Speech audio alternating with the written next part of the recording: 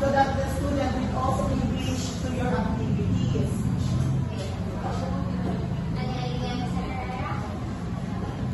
So another learning atmosphere, so it says that to facilitate learning environment that is safe and supportive. So here we are able to embrace values and individual participation with each other.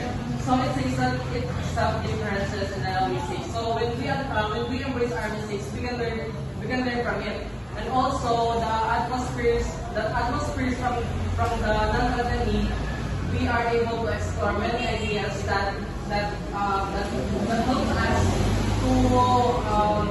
to have experiences. Okay, thank you, Mr. Herrera and Mr. Dominic. So your answer is correct. So when you say non-threatening atmosphere, it allows a room. There's a mistake.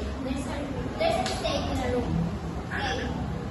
So it encourages active participation. It means that the students are encouraged and motivated and also participating or cooperating.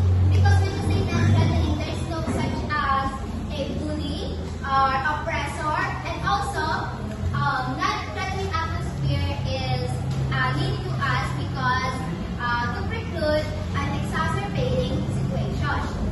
So promote respect and confidence. So when you say respect, so we can respect each other, such as your teachers, your classmates, your co-learners, and also the faculty in the room.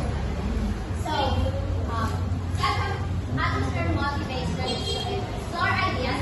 It is because being non-threatening, so we express our ideas because there is no such a bullying or humiliating someone if he answers or she answers wrong.